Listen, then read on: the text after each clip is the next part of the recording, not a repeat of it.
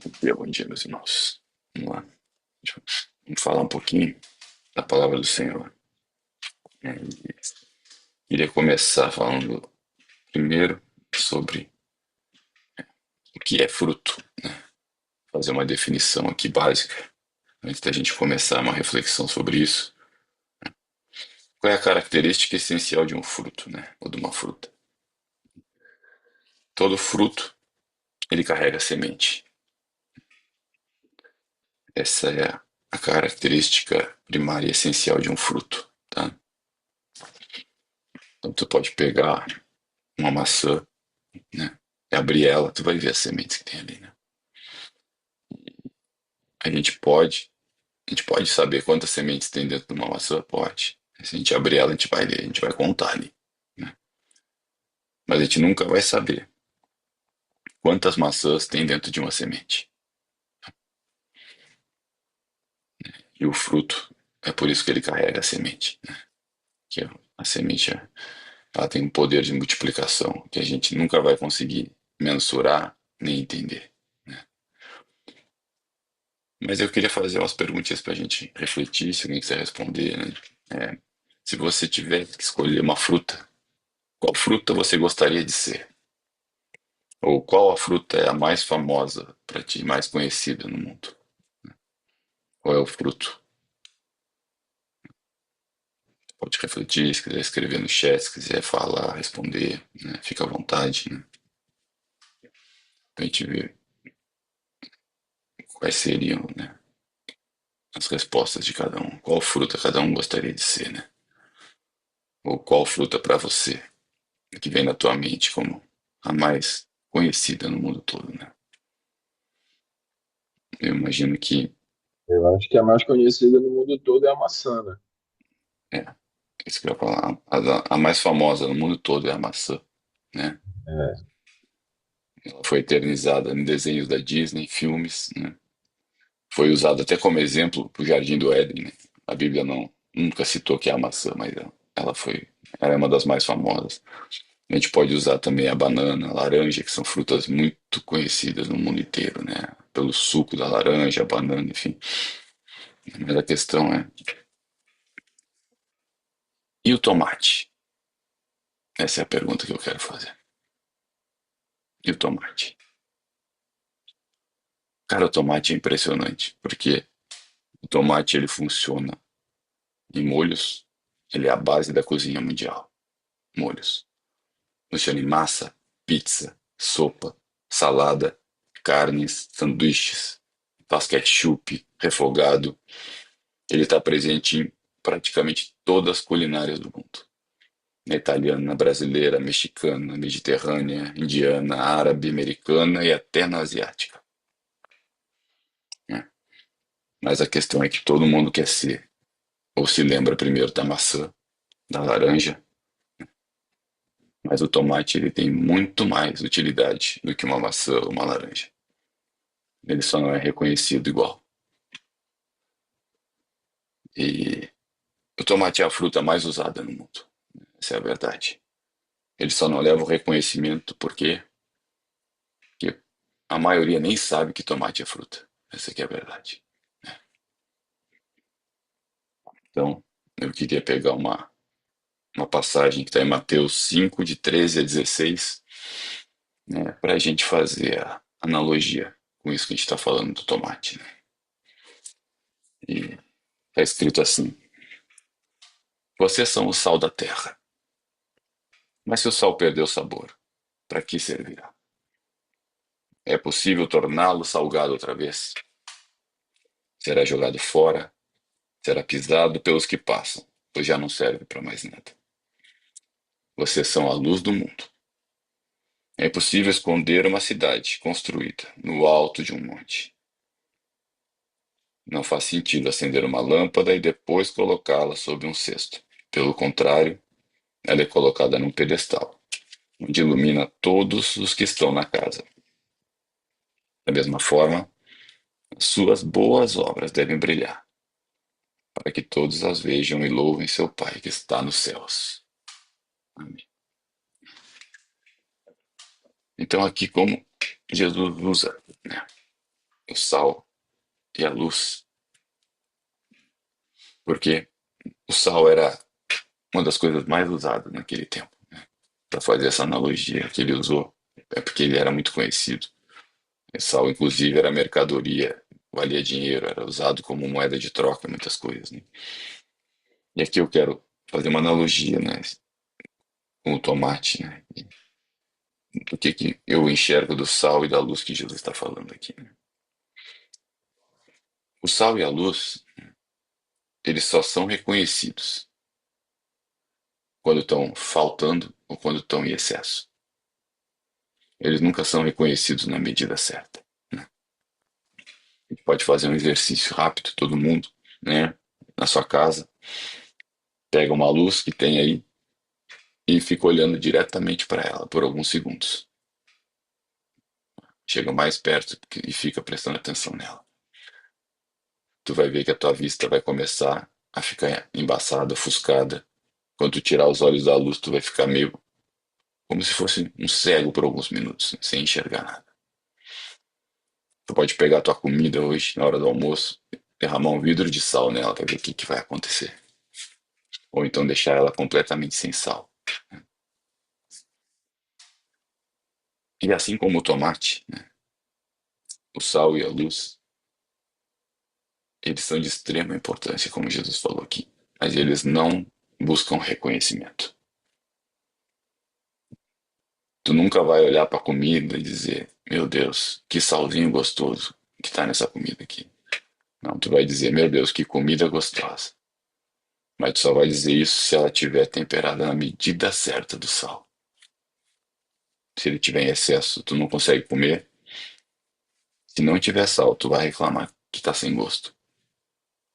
E a luz é a mesma coisa, né? Se tu ficar olhando para a luz, uma luz muito forte nos teus olhos, tu não vai enxergar nada. Porque a luz não foi feita para brilhar nem para ofuscar. Ela não foi feita para reconhecimento. A luz foi feita para iluminar. Iluminar o caminho.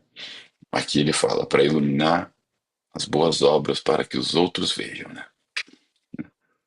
Então, a pergunta que fica, né, aqui é: o que nós temos buscado? Reconhecimento ou profundidade? Essa é a pergunta que eu queria deixar hoje, né? E se eu quisesse que dar um nome aqui para esse nosso bate-papo de hoje, a palavra de hoje, eu iria dizer: queira ser um tomate. Queira ser um tomate. Porque tomate, cara, é o que tem mais utilidade de todos. Ele é o menos reconhecido na sua área. E Jesus ensinou isso pra gente. Não fica buscando pedestal, não fica buscando reconhecimento, sabe? Busca fazer, busca servir, né? Então a gente vai entrar aqui, né? Não busque reconhecimento, busque profundidade. Eu vou ler uma passagem que está em Ezequiel 47, versos de 3 a 5, que diz assim: Quando o homem saiu para o lado oriental, com uma linha de medir na mão, ele mediu 1.000 côvados, e me fez passar pelas águas que davam pelos meus tornozelos. Mediu mais 1.000, me fez passar pelas águas que me davam pelos joelhos. Mediu mais 1.000 e me fez passar pelas águas que me davam pelo lombo. Mediu ainda outros 1.000, e já era um rio que eu não podia atravessar, porque as águas tinham crescido. Águas que se deviam nadar, rio pelo qual não se podia passar. Amém. Aqui, né, a gente pode fazer uma analogia. Assim que a gente aceita Jesus na nossa vida, a gente faz parte da família, né? Então, Deus coloca a gente nesse rio, no momento em que a gente aceita Jesus. A gente coloca no rio é Ele. Ele abriu a porta, né? Ele te resgatou. Ele te botou lá, te tirou da lama, te botou no rio. pelo que Jesus fez, né?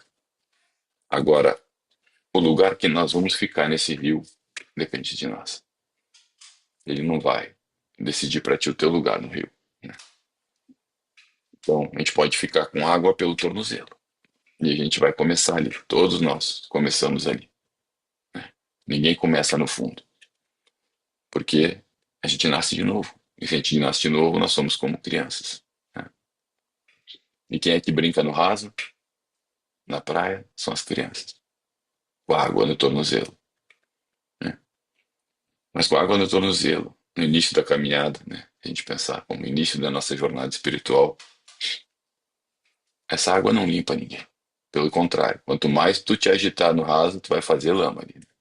Vai misturar aquela água no tornozelo com a areia, tu vai sair mais sujo do que entrou ali, né? Mas tu tá na água, tu tá brincando, tu tá tentando, né? O problema não é estar ali. Ali é o ponto de partida. O problema é parar ali, né? E aí, se a gente lê toda essa passagem de Ezequiel, onde ele fala, né? A gente vai ver que não termina ali, né? Não termina na água do tornozelo. Sempre vem algo a mais. Sempre tem um pouco a mais. Ou seja, Deus espera que a gente vá mais profundo, né? Que em nenhum momento ele disse, tá bom parar por aqui, né? Ele não, e vai. E aí nós vamos chegar, a gente segue na nossa jornada, vamos chegar com água no joelho, né? E aí, água no joelho, a gente já pode fazer uma analogia a uma vida de oração, né? Dobrar os joelhos, já temos uma dependência maior, né?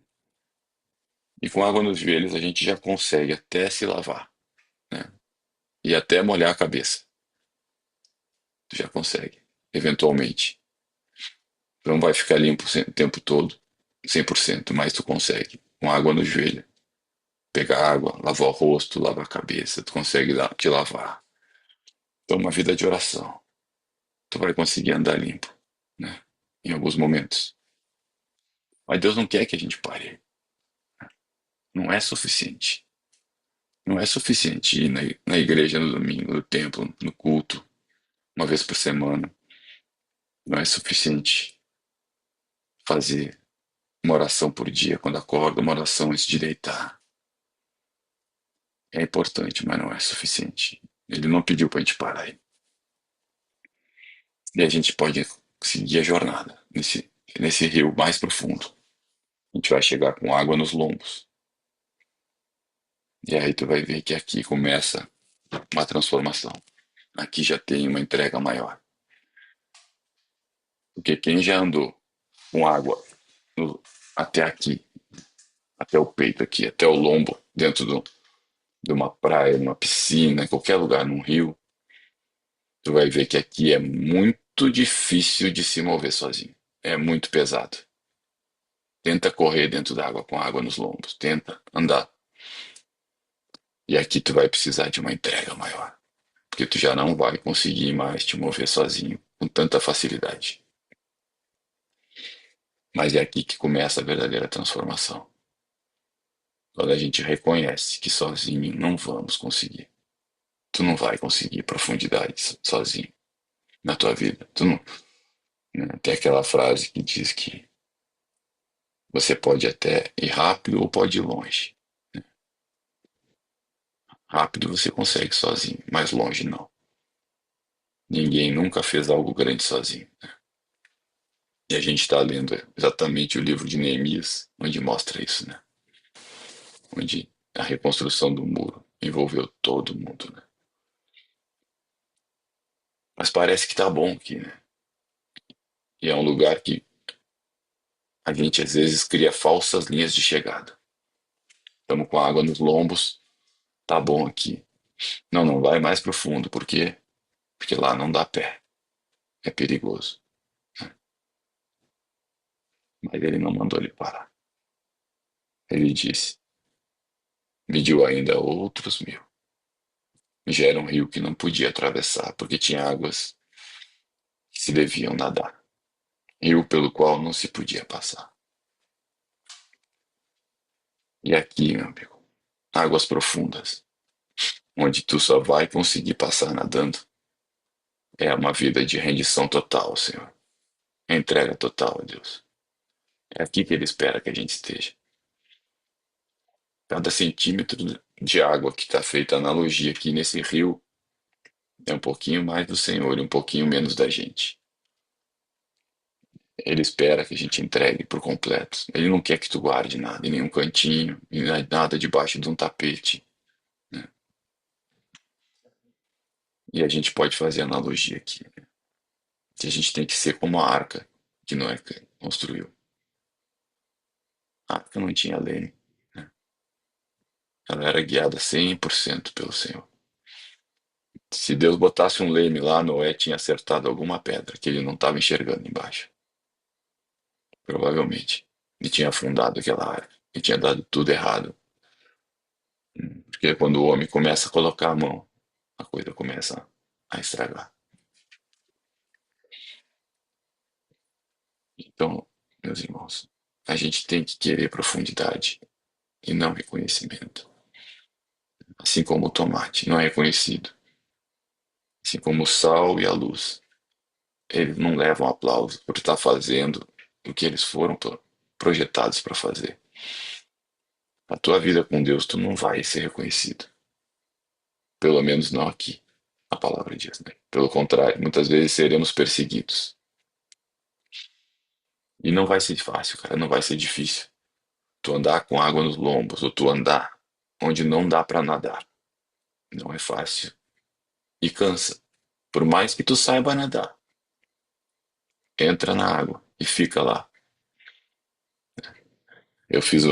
Quando eu fiz os testes, né, do meu concurso, tinha uma prova que tinha que ficar 30 minutos na piscina boiando, né? Era de resistência. A gente não podia tocar na borda, não podia tocar em ninguém, a gente tinha que ficar lá, nadando ou boiando. Era desesperador. Por mais que tu treinasse para aquilo, chega uma hora que tu tá desesperado para tocar no fundo, para tocar na borda, para segurar na escada, segurar em alguém. Que não interessa se tu sabe nadar. Uma hora tu vai cansar e tu vai afundar sozinho. No fundo, precisa de uma entrega completa pro Senhor, de rendição. É entregar os nossos passos pro dia a dia, né? E essa semana foi uma semana muito puxada aqui, né? Que além das atividades normais que já são, né? Eu ainda estava de serviço alguns dias. E o Henrique está tendo uma imersão lá de futebol que foi de segunda a sexta, então teve que acrescentar tudo isso no calendário. Em algum momento, né, eu me questionava no carro, quando eu estava aparecendo um Uber para lá e para lá e para cá, não saía, passava o dia com a bunda dentro do carro, levando para um lado para o outro todo mundo. E aí vem aquela vozinha, né, famosa, perturbar a gente. Ela dizia assim: Tu não tá cansado, não? Não tens mais tempo para ti? Ela vinha me perturbar e eu fiquei refletindo, é realmente, não tenho mais tempo para mim, né? Eu gasto o tempo todo que eu tenho para a família, para o Senhor, né? Mas aí também vem aquela outra voz que te traz a paz que excede todo entendimento, né? E ela diz assim para mim: Ainda bem que tu não tem mais tempo para ti. Porque quando tu tinha, tu só fazia bobagem com aquele tempo. Passava as madrugadas jogando videogame, né? Passava horas em frente a um celular buscando porcaria para ver, enfim, né? E aquilo me trouxe uma paz para seguir a semana, tranquilo, né? E saber que estava fazendo a coisa certa. Agora, para nadar em águas profundas, a gente vai ter que construir um altar para o Senhor. E aqui a gente vai falar sobre a mesma coisa. Você quer reconhecimento ou quer profundidade? Porque o altar do Senhor, ele tem que começar primeiro no secreto. A maioria das pessoas já quer sair construindo coisas visíveis, altares exteriores, coisas. Para quê, geralmente? Para receber reconhecimento. E aí eu não vou ler agora, mas vou deixar aqui para vocês lerem, né? Que é Josué capítulo 4, de 1 a 9. Eu vou comentar a passagem aqui, para não ficar muito longo, né?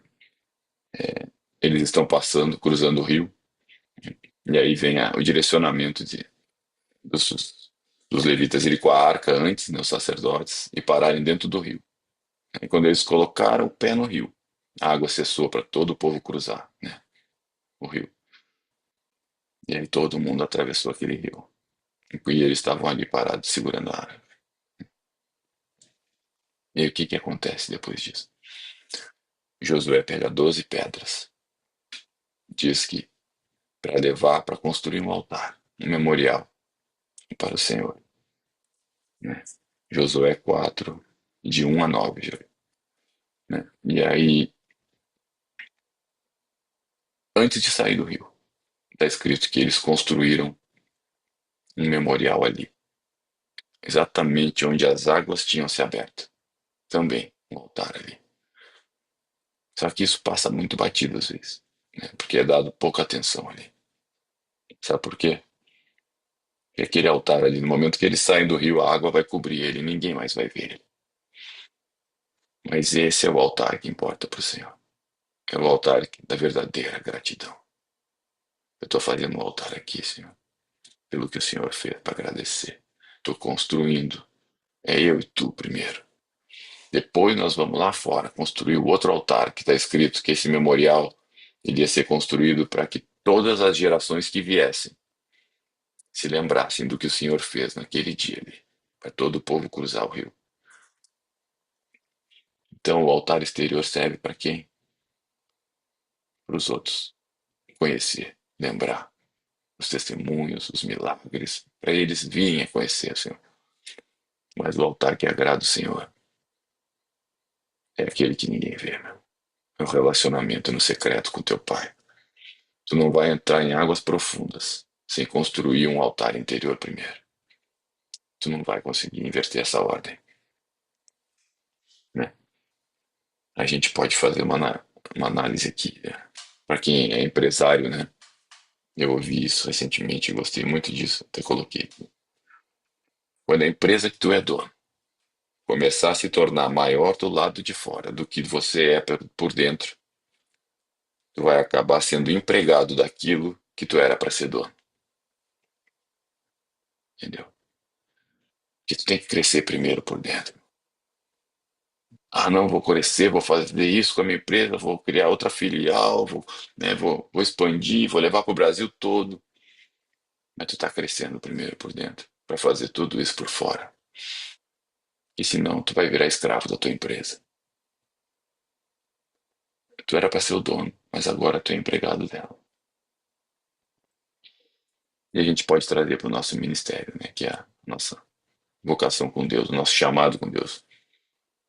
Porque quando o teu ministério se tornar maior do lado de fora do que você por dentro, o que era para ser uma bênção vai se tornar uma maldição na tua vida. Vai se tornar pesado, vai se tornar cansado. A tua vida com Deus, o teu servir, em vez de te trazer renovo, ele vai acabar com as tuas forças. Por quê? Porque tu está focado no altar de fora, mais do que no de dentro. E aí, cara, a gente tem que ter tempo, tempo de maturação, processo. Ninguém chega no fundo rápido. Tu vai ter que passar pelo processo.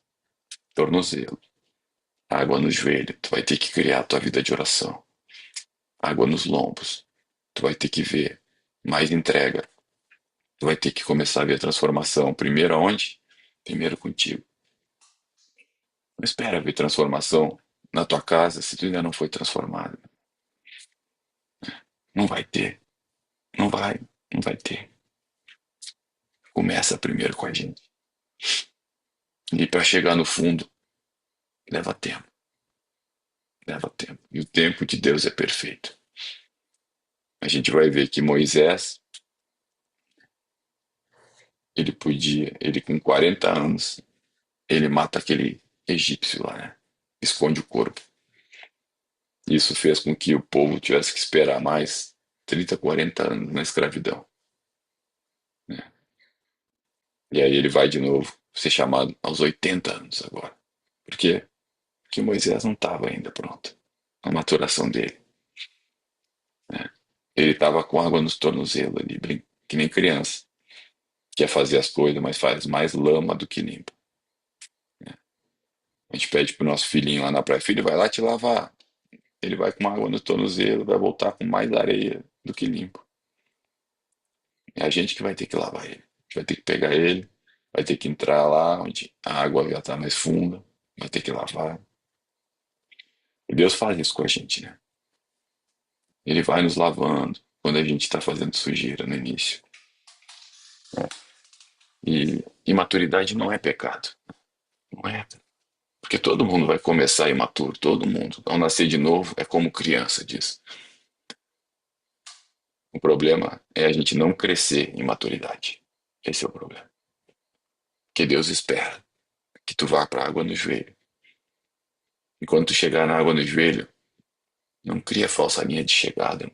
Não pensa porque tu dobra o joelho na tua casa 2, 3 vezes por dia que tu tá bom, tá suficiente. Tem mais. Tem água nos lombos. E tem uma vida de rendição total, Senhor, né? A gente vai pegar Jesus aqui como exemplo, porque ele é o nosso exemplo máximo agora para finalizar, né? Jesus passou 30 anos construindo o altar interno dele. Ninguém sabe o que ele fez em 30 anos da vida dele. Por que que ninguém sabe? Eu não tenho a resposta, mas eu creio que é intencional. Ele passou 3 anos cumprindo o ministério, se preparou 30 anos para fazer por 3 anos. E aí a gente viu o altar exterior. Exatamente o que a gente falou. 30 anos construindo o altar interior. Para em 3 anos construir um altar exterior. E a gente falou, o altar exterior serve para quê? Né? Para as próximas gerações. Né? Ser visível para os outros, para deixar o caminho para os outros. Né? O secreto é para o Senhor. Então, quando Jesus chegou, começou, ele já tinha o altar interior. Né? Então foi assim, dos 30 anos em diante que ele começou a ir na madrugada para o monte orar. Não foi dos 30 em diante que ele começou essa vida de oração para ensinar o Pai Nosso, tudo que ele ensinou nos 3 anos. Aquele ali foi só o altar exterior, visível, que nos deixou esse livro maravilhoso aqui, que é a palavra de Deus, que é o caminho para a gente seguir. Ele é o caminho, a verdade e a vida. Mas ele passou 30 anos construindo o altar interior. Né? E a palavra diz que ele era completamente cheio do Espírito Santo, ou seja, ele nadava em águas profundas, completa submissão ao Pai. A única vez que ele esperneou no fundo foi lá, no Getsemane, onde ele diz, né, Pai, se for possível, tira de mim esse cálice, mas não seja como eu quero, seja como tu queres, Pai. Né? Isso é uma vida de quem está nadando no fundo, completa submissão e rendição. Mas foram 30 anos que ninguém sabe o que ele fez. E aí na nossa vida, tu está disposto a ser o tomate? Ficar dando fruto por aí sem ninguém saber que tu é fruto? Está disposto a construir o altar interno sem ter reconhecimento? Ou tu já está louco para ver o reconhecimento? Né? Fica ansioso por isso. Então, meus irmãos, essa é a palavra que eu queria trazer hoje para a gente. O que nós temos buscado? Reconhecimento ou profundidade? Né? E eu termino dizendo que queira ser um tomate, meu irmão. Amém?